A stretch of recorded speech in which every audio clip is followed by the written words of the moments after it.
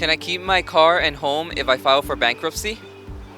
Absolutely. You can keep both your home and your car. The question is, do you want to? And then if you do, you got to continue to make the payments.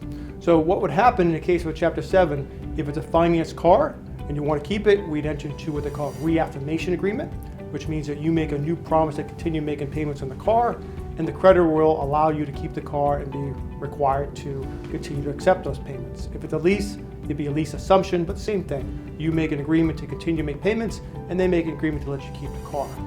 If you don't want the vehicle, and sometimes I'm counseling my clients, why do you want to keep this vehicle? The interest rate's crazy. You owe much more on it than it's ever going to be worth. If it's a lease, maybe there's some damages on it or over mileage. Maybe you don't want to keep it. In that case, you make that decision. You stop making payments. We don't reaffirm. We don't assume the lease. And we give the vehicle back, and you walk away from the debt. You're not responsible for it.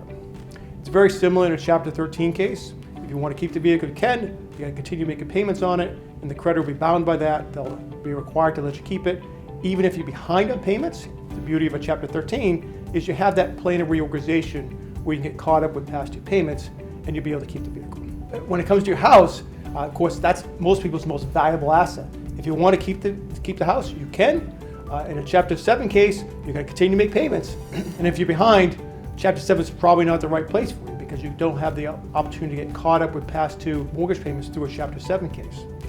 If you don't want to keep the house, you can stop making payments. Maybe there's a foreclosure sale on the horizon. That's fine. After the Chapter 7 discharge, you won't have any personal responsibility for that debt, which means that you won't owe the money. They won't be able to collect it from you. The lien, the mortgage lien, will still continue to exist on the home, and eventually they will foreclose. So Chapter 7 is not going to stop them from foreclosing. If you're behind, that's not the right place for you.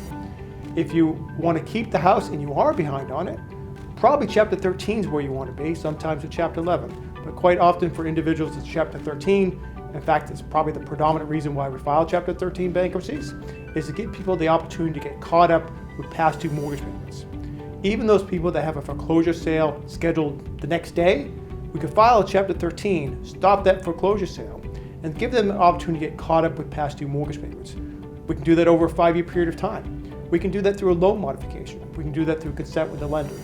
There's a number of ways where we can keep the property. You have to be able to make payments going forward, and we have to be able to find a way to cure the arrears. If you don't want to keep the house, that's fine. You don't have to keep the house, stop making payments, and we can surrender the house in full satisfaction of the debt, and oftentimes the lender will allow us to do that and walk away. Even in those cases where it's a 100% case, meaning you would pay everybody back, the lender may allow us to surrender and you walk away. Most Chapter 13s, you're paying pennies on the dollar, so it's really not up to the lender to allow us to do that. We would just do that. We'd say, we're not making payments, you may foreclose, but I don't personally owe the money, and we're done. That's the beauty of the discharge. So if you have any questions, feel free to reach out to us. This is all I do every day.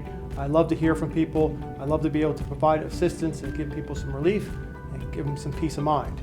You can give us a call. Our number is 201-490-4777, or the best way to reach us is making an inquiry on our website, www.scura.com, or you can email us at info@scura.com.